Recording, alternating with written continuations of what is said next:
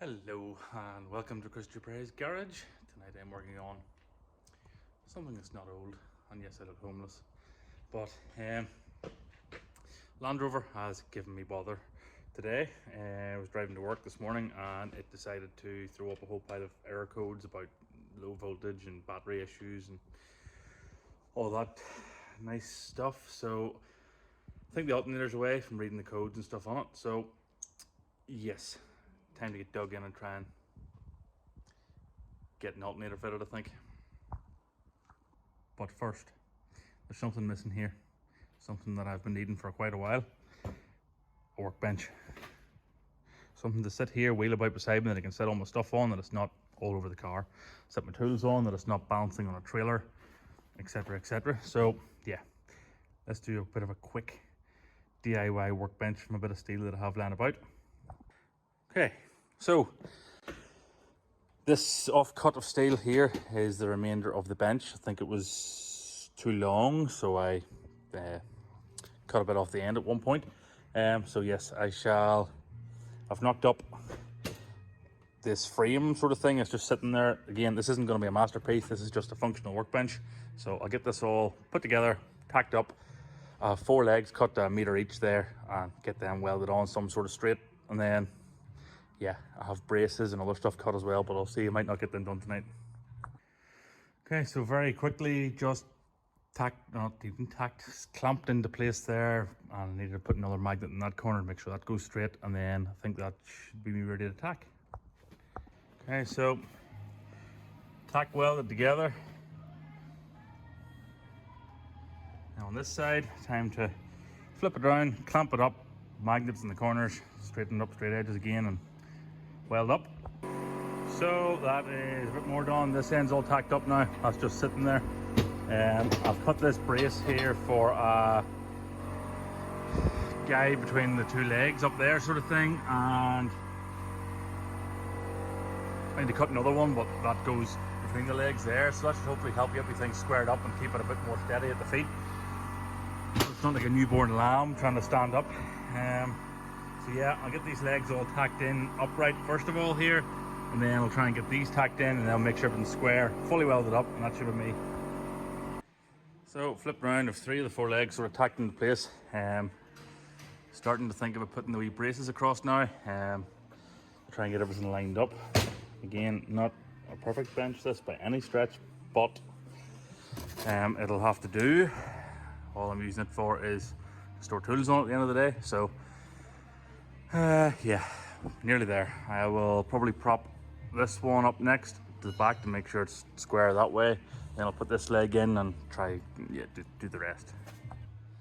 So all on, tacked on anyway. So I'll get this all sort of sizzled up here now with this, and then turn it over, and that should be me, I think, for now. I might put casters on it at some stage, but for now that'll do. And there we have it. Unfinished workbench. That took way longer than I thought. Way longer. But it's built. It's not going to win any awards for lightness, but it's fit for me to set gearboxes down onto off the left. It's fit for me to put a vise on if I want and batter the life out of it. I'll probably hang hooks on it, and I might take another row of shelves in the middle of it with a bit of a backboard. And I definitely am going to fit casters onto it, because it's not that light to carry about, as you might imagine. But anyway, I suppose I'm going to get back to the job in hand. I've been procrastinating. I'm trying to not do it, but yeah, I think I am going to recommence this in the morning. So I think I need to get at it really from underneath. But yeah, we'll see. Of course, typically I reversed the trailer in here last night, and there's a Sierra in the lift. So I can't get this in the lift, and I can't get the trailer towed out because this is the only thing with the toolbar on it that I own.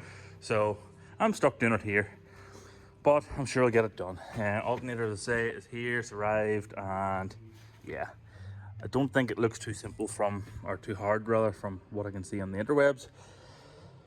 Probably means that it's going to go horribly wrong now I've said that, but nonetheless, I will recommence tomorrow, and yeah, we'll try and get this thing ripped out and see what's wrong with it. Hopefully it is the flipping alternator and it's not something else. That's all I need. But yes, I shall see you in the morning. Well, I was going to change an alternator in the Land Rover, but the electric's off after a storm last night and I can't even get into the shed to do it, so yeah, new daily.